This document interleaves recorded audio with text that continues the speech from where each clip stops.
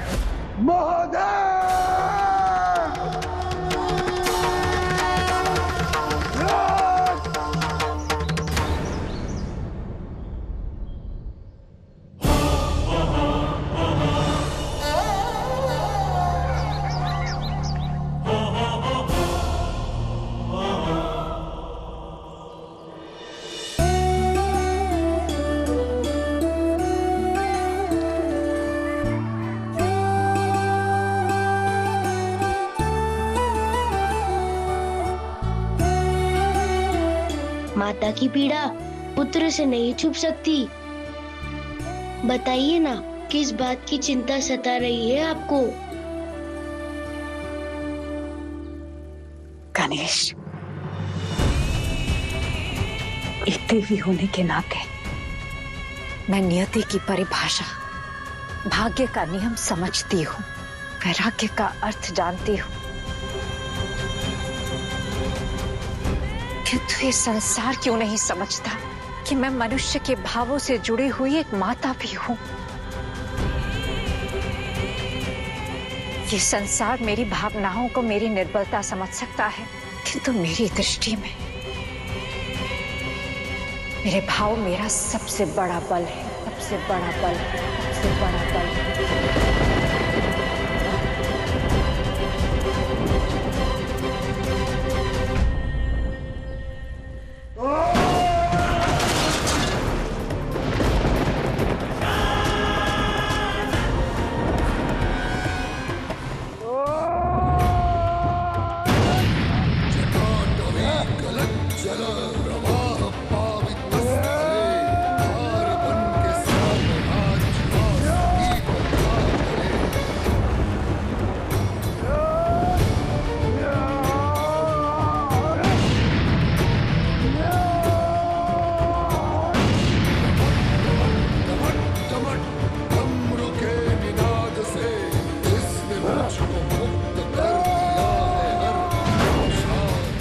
शांत रहिए महाराज, इतना क्रोध उचित नहीं। दशानन दशानन नहीं, रावण हूं मैं, रावण।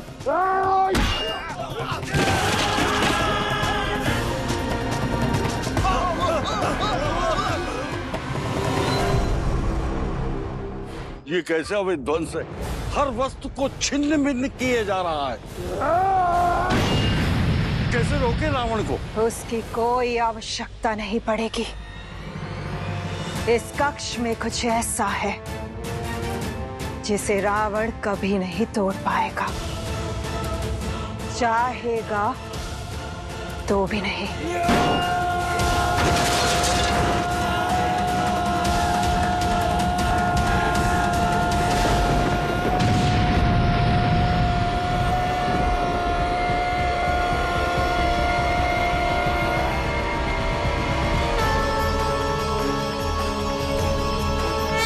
हे महादेव, अहम के बंधन से भक्ति के मार्ग का पथ प्रदर्शन कीजिए। स्मरण करो रावण, जो मंत्र तुमने स्वयं रचा है, उस मंत्र में तुम्हारे हर प्रश्न का उत्तर है। जब तुमने अपने ही अंत की बात की थी, तुमने कहा स्मरच्छिधाम पुरच्छिधाम भवच्छिधाम मखच्छिधाम गजच्छिधाम कजच्छिधाम तमकच्छिधाम भजे। अर्थात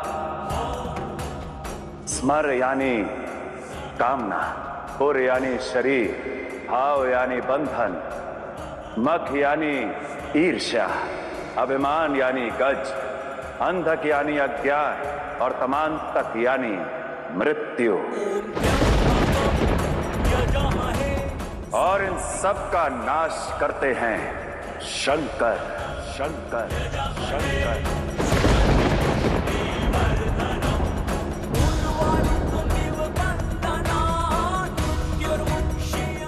रावण, तुम्हारा लक्ष्य मुझे हराना था।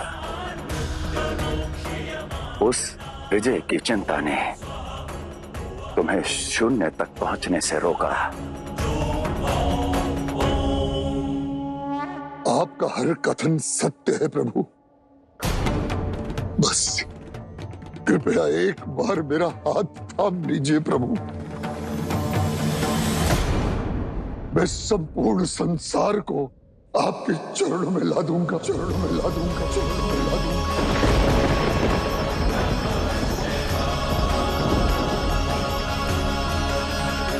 सत्य से सत्ता की ओर मुड़ गए रावण। स्वयं से विमुख हो गए। जिन शिव को देवाधिदेव कहते हो, जिनके परम भक्त होने का दावा करते हो तुम, उन्हीं शिव और शक्ति के रचाए संसार को झुकाना चाहते हो रावण।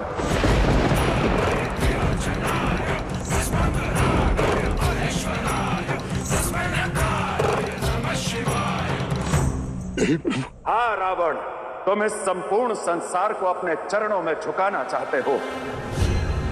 तुम भूल रहे हो कि कौन हूं मैं तो शिव हूं, निष्पक्ष, निष्कपट। मैं किसी का हाथ नहीं थामता। जब एक भक्त के कर्म सब कर्म बन जाते हैं, तब वो स्वयं मेरा हाथ थाम लेते हैं और तब मैं उनका हाथ कभी नहीं छोड़ता।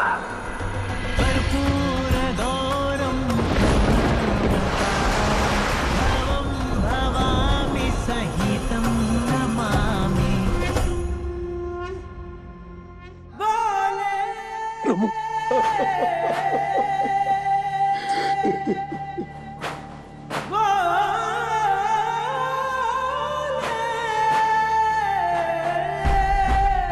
तुम्हारा ये हाथ मेरे हाथ में केवल तब तक रहेगा रावण, जब तक तुम धर्म के पथ पर आगे बढ़ते रहोगे। परंतु जिस दिन तुमने अधर्म का मार्ग चुना,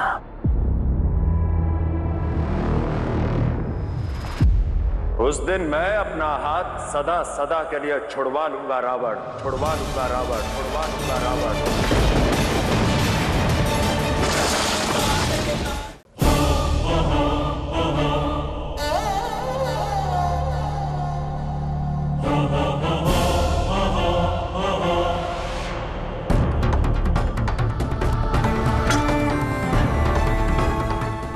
आप चिंतित प्रतीत होती हैं देवी। आपको मेरे निर्णय पर संशय है ना? संशय नहीं है महादेव, आपत्ति है। यदि रावण ने आपकी दी हुई परीक्षा पार कर ली तो वो मुझे अपने साथ ले जाएगा। शिव और शक्ति पुनः पृथक हो जाएंगे। और घनसोलीवासी, उनका क्या? यदि रावण ने अपना क्रोध घनसोली वासियों पे बरसाया तो?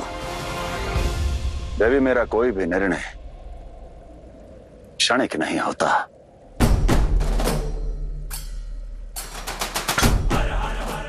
घनसोली अधर्म और अन्याय के पथ पर आगे बढ़ चुका है और इसलिए वहां पे न्याय की स्थापना करने के लिए रावण को भेजना आवश्यक था।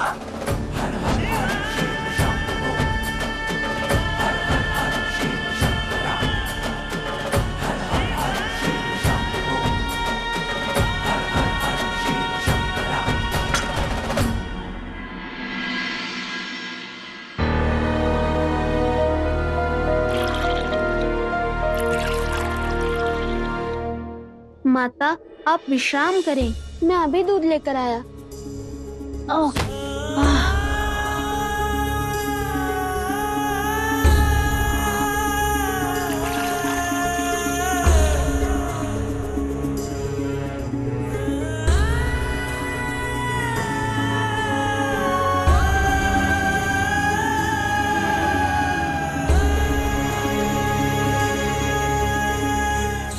सेठ जी, मेरी माता बहुत अस्वस्थ है। मेरे पास सिर्फ एक ही कौड़ी है। इतने में जितना दूध आता है दे दीजिए। ए बालक, तुम्हारे कौड़ी में दूध का एक बूंद नहीं मिलेगा। निकलो यहाँ से।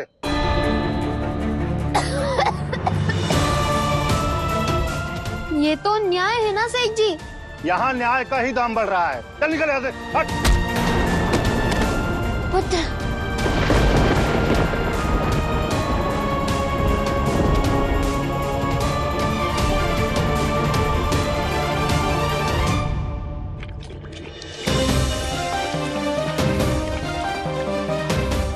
अरे कोई इसे गौ से दूर करो, सारा दूध ये पी जाएगा तो मैं बेचूंगा क्या? वैसे भी ये दूध चोर हमें विचलित कर दिया है, और ऊपर से ये सब काम चोर हैं।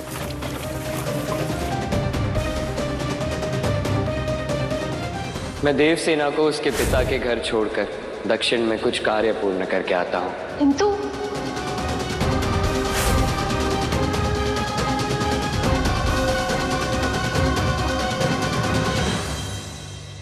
रुकिए देवी। महादेव, कंसोली अंधकार के सागर में डूबा है। माता को संतान से पृथक किया जा रहा है। पुत्र अपनी माता की पीड़ा देखकर भी असहाय है, कुछ नहीं कर पा रहा, मौन है। किसी भी समाज की इससे अधिक दुर्गति नहीं हो सकती। और ऐसे में एक अन्यायी उन्हें न्याय का पाठ पढ़ाने जा रहा है। और आप कह रहे हैं मुझे चिंता करने की आवश्यकता नहीं है।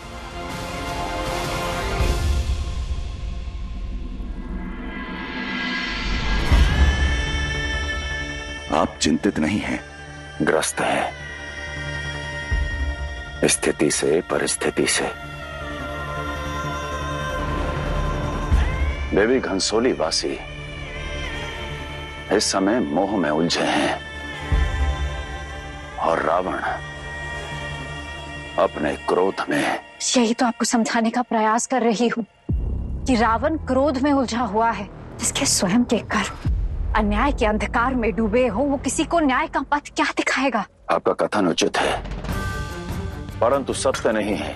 मैंने रावण को घनसोली गांव में न्याय का पाठ पढ़ने के लिए नहीं भेजा, धर्म का दर्पण देखने के लिए भेजा है।